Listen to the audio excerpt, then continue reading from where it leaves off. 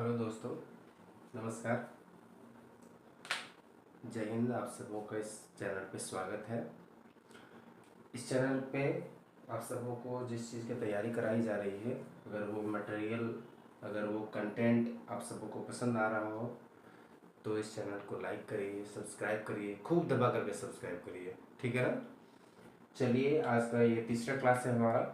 इस तीसरे क्लास में सबसे पहला सवाल ये है, यदि P और Q एक संख्या 7 to 8 PQ, एक संख्या है 7 to 8 PQ की दो एकल अंकों वाली प्राकृत संख्या है जिससे कि यह 80 से विभाज्य है, तो P और Q का मान क्या होगा। ठीक है, एक संख्या है 7 to 8 PQ, ठीक है, जहां पे ये P और Q जो है एक नेचुरल नंबर है। नेचुरल नंबर का मतलब होता है एक से लेकर के कोई भी आगे संख्या, ठीक है।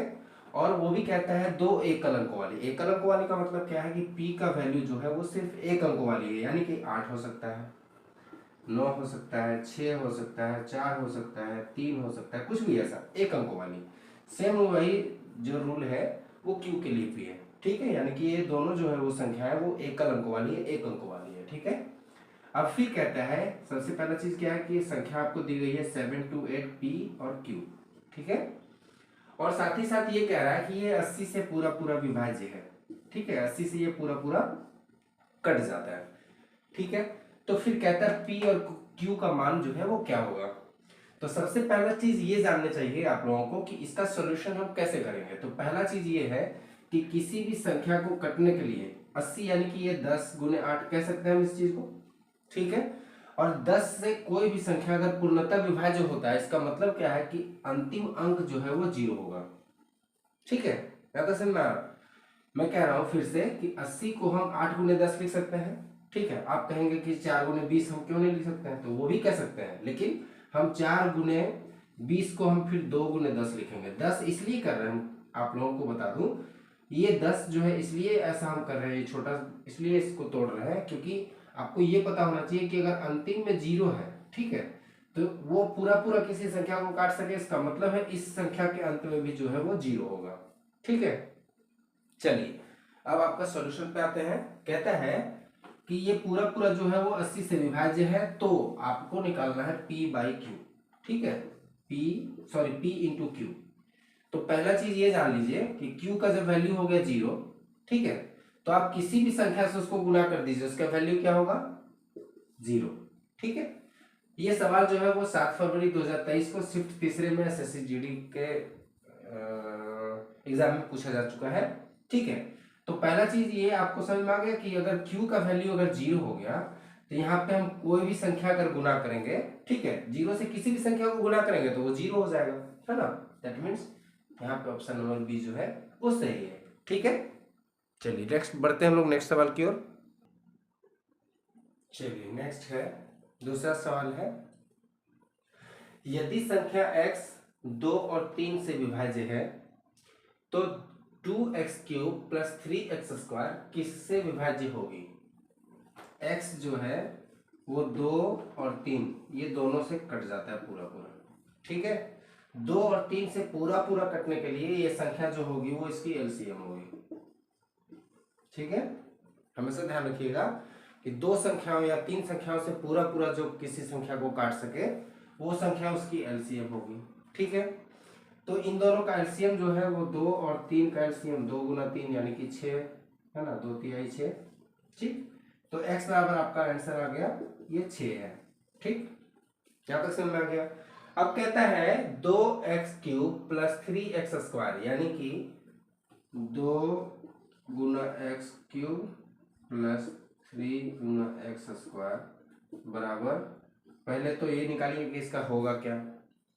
तो जब x का मान आपको पता है तो इसका वैल्यू रखिए 2 गुने x का क्यूब यानी कि 6 का क्यूब प्लस 3 गुने 6 का स्क्वायर, ठीक है।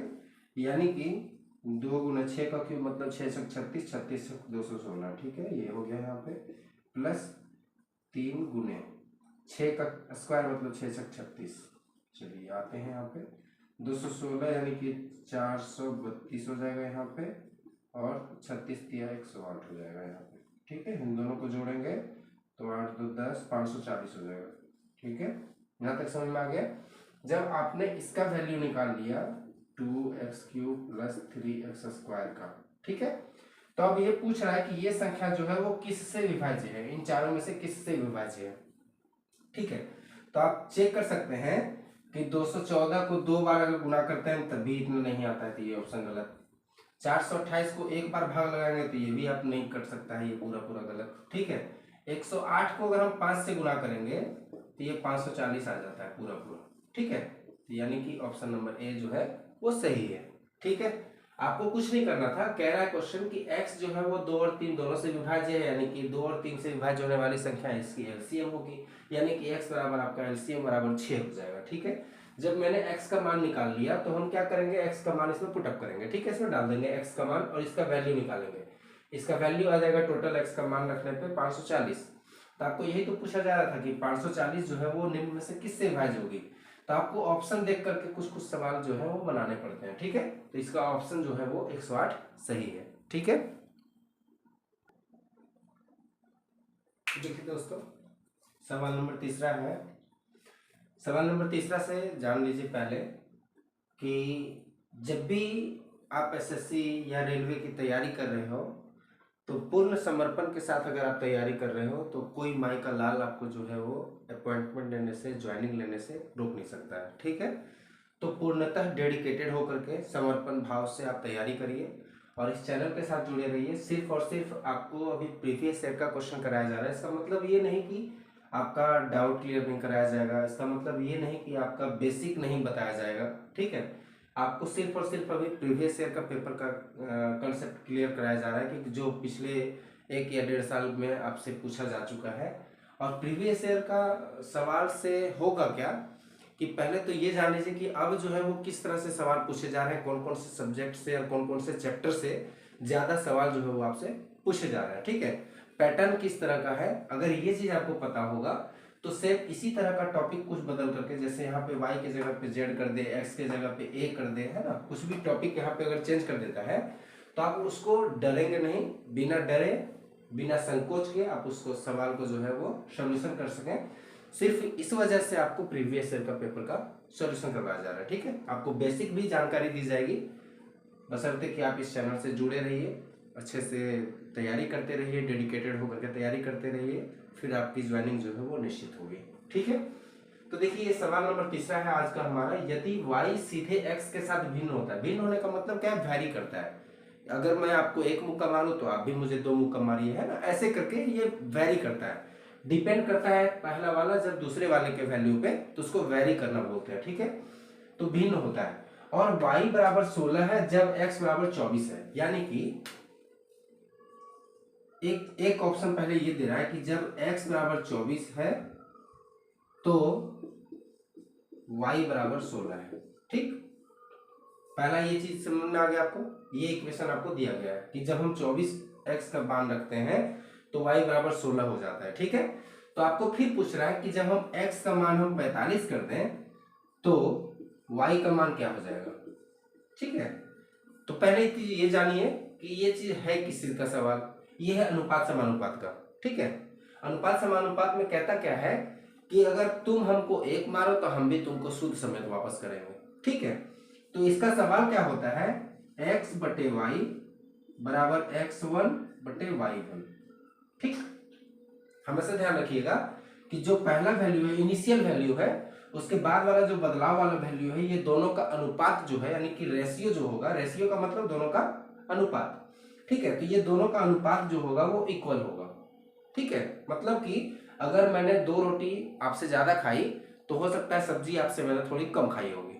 ठीक है, तो ये दोनों का बैलेंस जो है वो हमेशा मैथ में बना रहता है। ठीक है, तो इनिशियल जो वैल्यू दिया गया है वो बराबर होगा बदले हुए दोनों के वैल्यू के।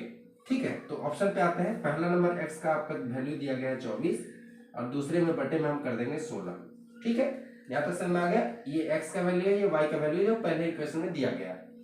अब आपको फिर दूसरा इक्वेशन सॉल्व करना है कि 45 बटे में हम y के जगह पे सिर्फ y रख देते हैं क्योंकि निकालना है इसका वैल्यू। ठीक है, यहाँ तक समझ में आ गया, आगे बढ़ते हम लोग।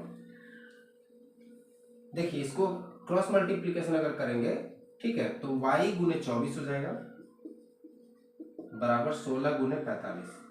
ठीक है, तो आप चाहें तो इसको छोटा करके तोड़ सकते हैं, या फिर आप चाहें तो पहले गुना करके भी आप तोड़ सकते हैं। तो गुना करने से पहले हम इसको क्या करेंगे, छोटा करेंगे। ठीक है, तो 4 से काटिए इसको, 6 बार में कटेगा ये, है ना। 4 से काटेंगे तो 4 बार में कटेगा। ठीक है, यहाँ तक समझ में आ गया। फिर से इसको काटते हैं 2 से, तो 3 बार में कटेगा, ये कटेगा 2 बार में। ठीक है, अब 3 से फिर इसको काटिए, 3 से 15 बार में कटेगा, यानी कि आपका बचा y बराबर यहाँ पे 2 और यहाँ पे 15, यानी कि 2 गुने 15, यानी कि y बराबर 30 हो। ठीक है, तो सवाल आपका ये था कि y का वैल्यू अगर 16 है तो x का 24 होता है, तो x का 45 होगा, तो y का मान क्या हो जाएगा, तो y का मान हो जाएगा 30। ये सवाल जो है वो 8 फरवरी 2023 को शिफ्ट पहले में पूछा गया था। ठीक है, चलिए बढ़ते हैं नेक्स्ट सवाल की ओर। चलिए, हमारा चौथा क्वेश्चन है, वह सबसे बड़ी संख्या जिसके द्वारा 34, 58, 94 यानी कि 34, 58 और 94 को विभाजित करने पर समान शेष प्राप्त हो। तो सबसे पहले जान लीजिए कि सबसे बड़ी संख्या अगर किसी का भी पूछा जाए, ठीक है, जो विभाजित कर सके किसी 3 संख्याओं को, तो किसी 3 संख्याओं को विभाजित करने के लिए सबसे बड़ी जो संख्या होगी वो होगी इन सबकी एचसीएफ। ठीक है, यानी कि निकालना है आप सबको एचसीएफ। ठीक है, जो इन सबको विभाजित कर सके। अब पहले चीज ये जानिए कि इन तीनों को विभाजित करने के बाद एक कंडीशन है। कंडीशन ये है कि समान शेषफल प्राप्त होना चाहिए। समान शेषफल का मतलब अगर जो इनकी एचसीएफ होगी एक्स होगी, मान लीजिए, उसको विभाजित करेंगे तो इससे विभाजित करने के बाद जो है वो शेषफल मान लीजिए कि 2 बचता है, तो इसमें भी 2 बचे, इसमें भी 2 बचे। ठीक है, ऐसा कोई संख्या है जिसको आपको प्राप्त करना है। तो सबसे पहले ये जानिए कि जब ऐसा कंडीशन होता है तो हम क्या करते हैं। ठीक है, निकालना तो आपको एचसीएफ ही है, लेकिन एचसीएफ निकालने से पहले कुछ और करना पड़ेगा, क्योंकि आपके पास एक कंडीशन है कि शेषफल भी प्राप्त होना चाहिए, वो भी समान रूप से, यानी कि तीनों से भाग लगाने पर हमको कुछ एक ए मान लीजिए बचता है, तो तीनों में ए ही बचना चाहिए। अगर एक्स बचता है तो तीनों में एक्स ही बचना चाहिए, इसके अलावा कुछ और नहीं। ठीक है, तो जब ऐसी कंडीशन होती है तो मैंने पहले ही बताया था, सबसे पहले वाली क्लास में बताया था कि हम लोग क्या करते हैं, ये तीनों संख्याओं में से पहले वाले को दूसरे वाले से, वाइस वर्सा है या उल्टा सीधा जैसे भी कर सकते हैं आप, और दूसरे वाले को तीसरे वाले से घटाते हैं वो। ठीक है, तो पहले वाले को दूसरे वाले से तो हम घटा नहीं सकते, छोटा है, तो दूसरे वाले से पहले वाले को घटाएंगे, यानी कि 58 में से हम 34 घटाएंगे। ठीक है, तो बचेगा यहाँ पे 24। ये हो गया पहला। और दूसरा चीज करेंगे कि हम तीसरे वाले से दूसरे वाले को घटाएंगे, तो 94 में से 58 अगर घटा दें तो 14 में से 8 गया तो 6, और यहाँ पे 8 में से 5 गया तो 3, यानी कि 24 यहाँ पे प्राप्त हुआ, यहाँ पे 36 प्राप्त हुआ। अब जो आपको घटाने पर शेषफल मिला है, इन दोनों का एचसीएफ हम निकालेंगे। ठीक है, इन दोनों का हम एचसीएफ निकालेंगे। एचसीएफ निकालने पर पाएंगे क्या, 24 और 36 का एचसीएफ निकालेंगे अगर हम, तो भाग विधि से निकाल दीजिए, इजी में निकल जाएगा। 24 एकम 24, 12 बचेगा, और 24 को भाग लगाएंगे तो 2 बार में कट जाएगा ये पूरा। ठीक है, और जिससे ये लास्ट में पूरा पूरा कटा है, ये आपका हो गया एचसीएफ। ठीक है, यही आपका आंसर है। ठीक है, देखिए ऑप्शन नंबर बी। आप अगर इसको चेक करना चाहें तो चेक कर सकते हैं आराम से।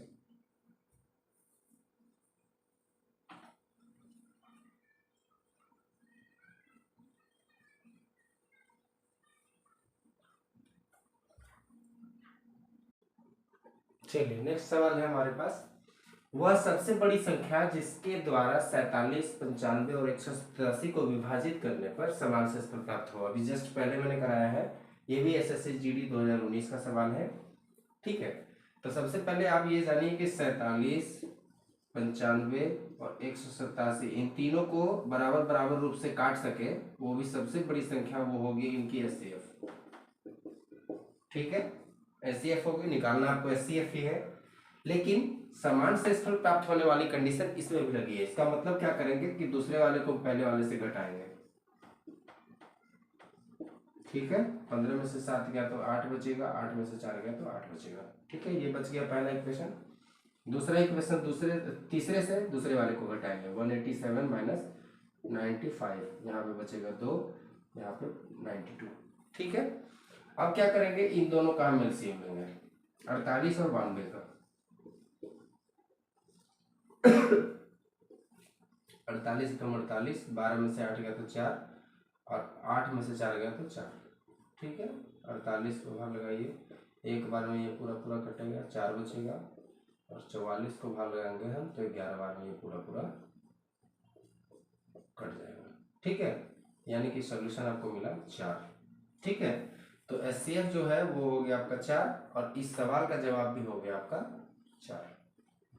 ठीक है, चलिए देखिए बढ़िया से और समझिए अच्छे से।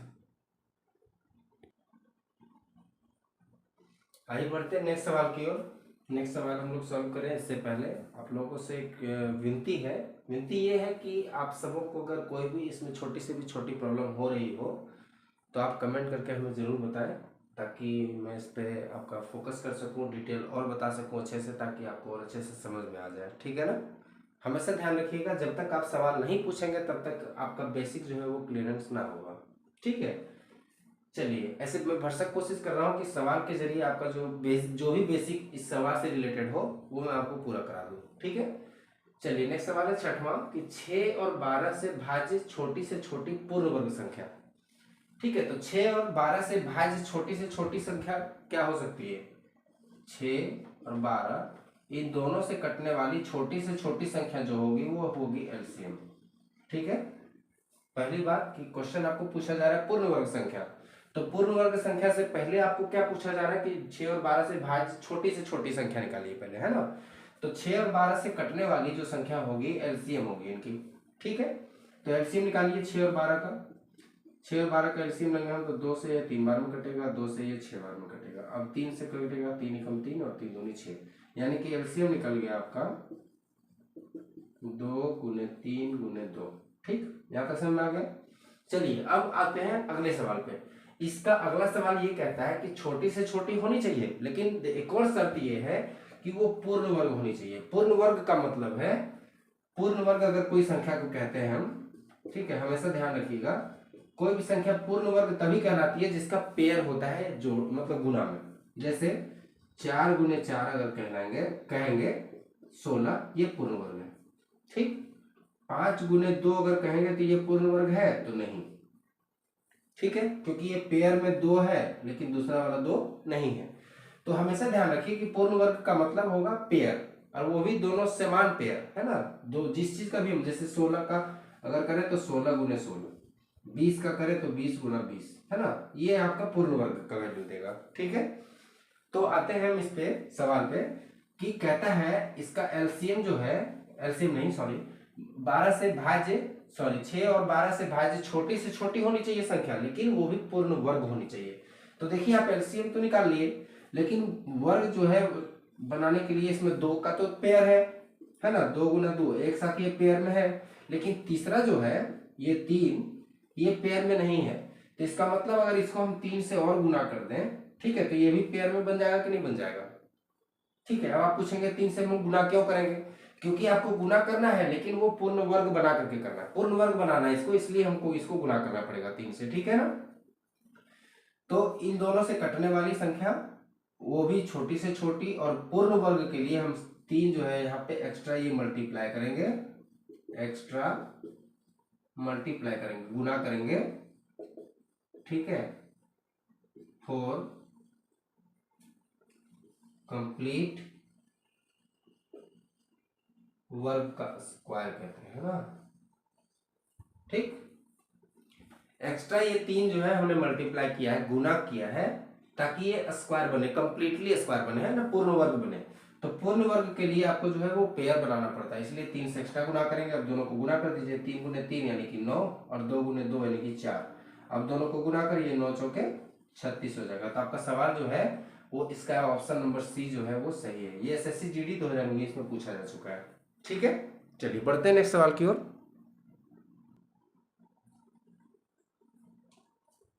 ये सबसे मजेदार सवाल है हमारा 7वां, ये भी एलसीएम एचसीएफ का क्वेश्चन है, और जो मैंने पहले भी डिस्कस कर चुका है, बस उसी पे बेस्ड है ये सवाल। ठीक है ना, सवाल पढ़ते हैं पहले। सबसे पहले जानते हैं क्या चाह रहा है। सबसे बड़ी संख्या कौन सी होगी जिससे 398, 437 और 5425 को भाग देने पर क्रमशः 7, 12 और 2 शेष बचता हो।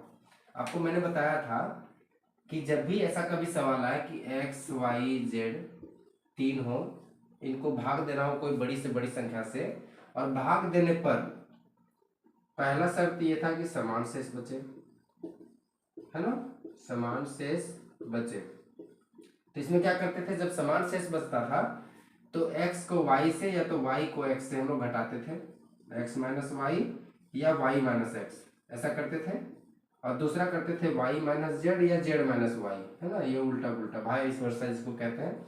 और इनका जो दोनों अंतर आता था, इन दोनों का हम एचसीएफ निकालते थे, ठीक है, एचसीएफ निकाल करके वही हमारा आंसर हो जाता था, ठीक है। ये हो गया समान शेषफल में। ये है दूसरा तरह का जिसमें शेषफल जो है वो अलग अलग बचता है, ठीक है, शेषफल ए बी सी के रूप में आता है। तो जब ए बी सी के रूप में शेषफल आता है वो भी क्रमशः लगा हुआ है। देखिए क्रमशः का मतलब होता है कि जैसा आपका सवाल पूछा जा रहा है उससे बचता है। जो सबसे बड़ी संख्या आप निकालेंगे वो सबसे बड़ी संख्या से अगर हम इन तीनों को भाग लगाया जाए तो पहले वाले को अगर भाग लगाएंगे तो 398 को भाग लगाएंगे तो इसमें से 7 बचेगा शेषफल, ठीक। दूसरा वाला जो है 437, इससे जब भाग लगाएंगे वो बड़ी वाली संख्या से तो आपको 12 बचेगा शेषफल। और तीसरा वाला जो है वो 5425, इसको जब भाग लगाएंगे वो बड़ी संख्या से तो इसमें बचेगा शेषफल के रूप में 2, ठीक है। तो ये दूसरा तरह का सवाल है। इसके लिए क्या करेंगे, जिससे जितना शेषफल बचाने के लिए कह रहा है, बचने के लिए कह रहा है, उसको उसमें से सबसे पहले हम घटा के फेंक देंगे बाहर, ठीक है। तो पहले वाले से अगर 7 को घटा दे तो 391 बचेगा, ठीक है। दूसरे वाले से अगर हम 12 घटाएंगे तो 7 में से 2 गया यानी कि 5, ठीक है। और 3 में से 1 गया तो 2 और यहाँ पे 4, ठीक। और तीसरे वाले से 2 घटा देंगे तो 5, 4, 2 और 3, ठीक है। समझ में आ गया। फिर से मैं बता दूं, जब शेषफल x, y, z के रूप में बचता है वो क्रमशः लिखा हुआ है, ठीक है ना, ये हमेशा रहेगा। अगर x, y, z के रूप में शेषफल बचता है तो क्रमशः अगर लिखा हुआ रहेगा तो क्या करेंगे, जिससे जैसे जैसे बच रहा है वैसे वैसे उसको घटाते चले जाएंगे, ठीक है। पहला वाला जो है वो पहले वाले के लिए, दूसरा वाला जो है वो दूसरे वाले के लिए, और तीसरा वाला जो है वो तीसरे वाले के लिए लिखा हुआ है, ठीक है। तो जो जैसे लिखा हुआ उसको वैसे घटाते चले जाइए, ठीक है। ये निकल गया। अब इन तीनों का एचसीएफ निकालिए, आपका सवाल का जवाब जो है वो आ जाएगा, ठीक है। तो पहले क्या करेंगे, छोटे वाले से दूसरे वाले को भाग लगाइएगा, ठीक है। एचसीएफ निकालने के लिए आपको पता है डिवीजन मेथड निकालना पड़ेगा। 391 से अगर हम 425 को भाग लगाएंगे तो एक बार में लगेगा 391, ठीक है। 5 में से 1 गया तो 4, 12 में से 9 गया तो 3, ये पूरा पूरा कट जाएगा, ठीक है। सॉरी, हाँ, ठीक है। ये हो गया ऐसे 391, एक बार में लगाएंगे 34, यहाँ पे बचेगा 5, 1 कट गया, फिर 1 लगाएंगे तो 34, 11 में से 4 गया तो 7 और 4 में से 3 गया तो 1, यानी कि ये 17 से पूरा पूरा कट गया, ठीक है। सॉरी 17 बार बचा भी। अब 34 निकालेंगे, 17 दूनी 34, ठीक। यानी कि एचसीएफ आपका इन दोनों का 391 का और 425 का जो है वो 17 निकला। अब आपको चेक करना है कि तीसरा वाला भी जो है वो 17 से पूरा पूरा कट रहा है या नहीं। अगर नहीं कट रहा है तो फिर 1 निकलेगा इन दोनों का एचसीएफ। 17 से निकालिए भाग इसको, 54, 2, 3, 17 3 51, 3 बचेगा 32, 17 एकम 17, ठीक है। 12 में से 7 गया तो 5, 2 में से 1 गया तो 1, 15, 3, है ना।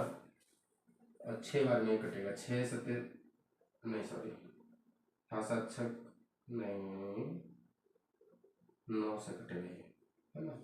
9 से भाग लगाते हैं, 9 से 15, ठीक है। 9 7 63 का 3 बचा आपने 6 और 9 एकम 9 और 6 15, पूरा पूरा कट गया, ठीक है। तो ये 17 से पूरा कट रहा है, दोनों को काट दे रहा है। इसका मतलब ये है कि आपका जो सवाल का जवाब है वो 17 है, ठीक है। चलिए बात बढ़िया से गौर कहता है 5 अंकों की छोटी से छोटी संख्या कौन सी होगी जो 21, 35 और 56 से पूर्ण विभाजित हो जाए, ठीक है। ये एसएससी जीडी 2021 का सवाल है। ऑप्शन है आपका 10,000, 10,040, 10,920 और 10,080, ठीक है। हमको कहना है, पहले सवाल का कहना है कि 5 अंकों की छोटी से छोटी, तो 5 अंकों की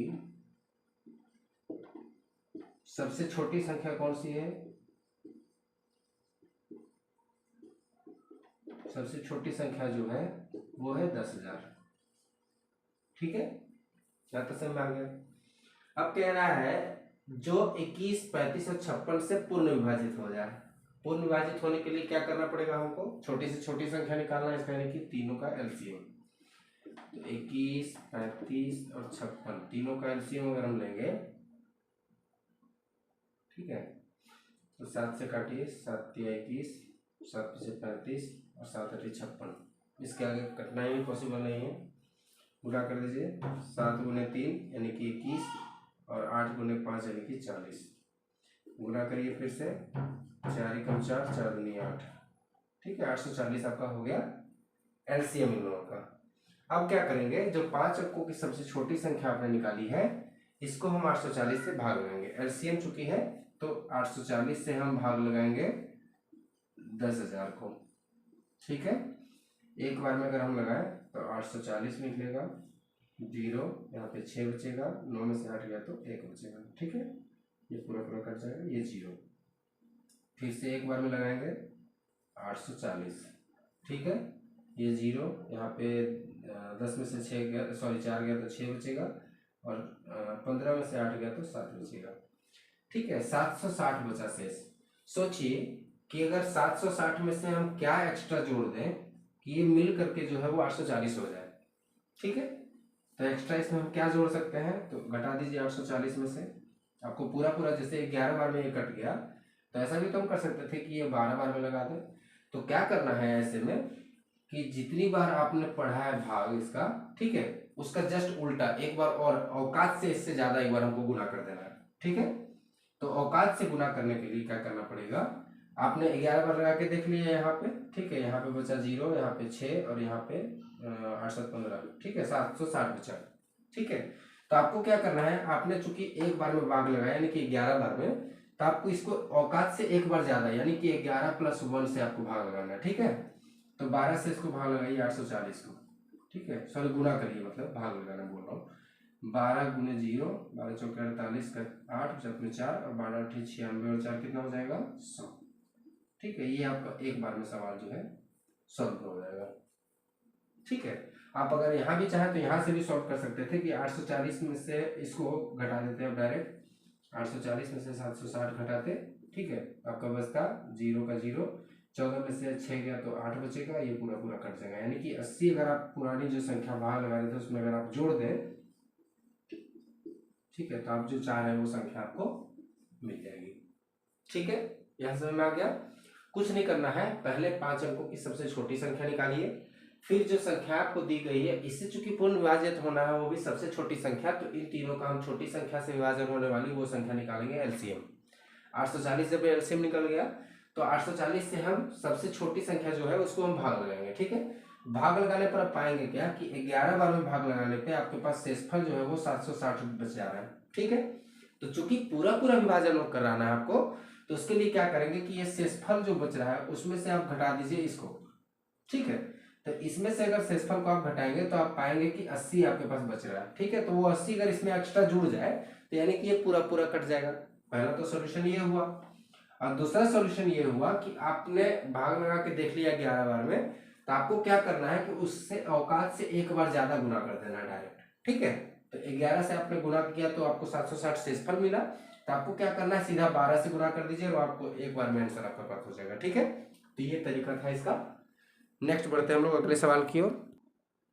चलिए बढ़ते हैं नेक्स्ट सवाल की ओर। सवाल 9 कहता है इकाई अंक से रिलेटेड है, ठीक है। इकाई अंक से रिलेटेड है, जब भी ऐसा कभी सवाल आए तो आपको कुछ रूल जानने होंगे। पहला सवाल ये है कि 263 के ऊपर में 149 पावर में है, 263 पे 150 है और 263 पे 151 है, का इकाई अंक क्या होगा, ठीक है। तो इकाई अंक निकालने के लिए पहले तो ये जानिए आप कि मान लीजिए x के ऊपर में कुछ भी पावर है, मान लीजिए 100 लगा रहे, ठीक है। सबसे आसान तरीका ये है सॉल्व करने का कि पावर को आप 4 से भाग लगा दीजिए सीधा सीधा, ठीक है। इस पावर को आपने क्या करना है 4 से सीधा सीधा भाग लगा देना, ठीक है।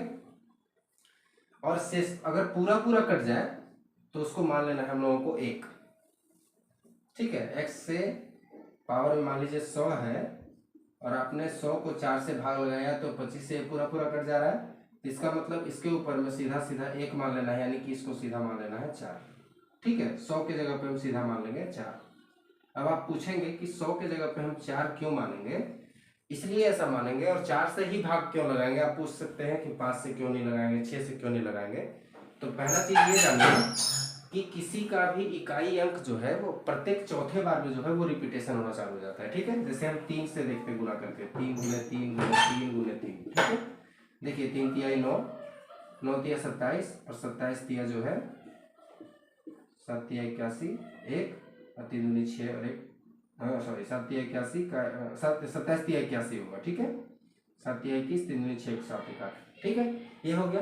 अब जैसे ये 4 बार हो गया, अब जैसे ही 5वें बार हम इसको गुना करेंगे, यानी कि 81 को अगर हम लोग 3 से गुना कर दें तो देखिए 3 एकम 3 और 8 तिया 24। तो इससे लेना देना ही नहीं, हम लोग को सिर्फ इससे लेना देना। इकाई अंक चूंकि पूछ रहा है तो सिर्फ इससे लेना देना है। ठीक है, तो आप क्या देखें कि 4 बार तो एक बार पेयर बन रहा है, लेकिन जैसे ही हम 5वीं बार इसको हम गुना करेंगे 3 से, तो ये फिर से वापस रिपीट होना चालू हो गया, 3 आ गया। ठीक है, अब देखिए 4 में रिपीट होता है कि नहीं, 4 गुने 4 गुने 4 गुने 4। ठीक है, 4 चौके 16 का 6 हो गया, 6 चौके 24 का फिर 4 हो गया, 4 चौके 16 का 6 हो गया, फिर 6 चौके 24 का 4 हो गया। ठीक है, तो इसमें तो 4 ही आता रहेगा। 2 का देख लीजिए, 2 गुने 2 गुने 2 गुने 2, देखिए 2 दूनी 4, 4 दूनी 8, 8 दूनी 16 का 6 हुआ। ठीक, यहाँ तक तो ठीक है। जैसे ही फिर इसको 5वीं बार 2 से गुना करेंगे तो 6 दूनी 12, देखिए इकाई अंक 2 आ गया, है ना।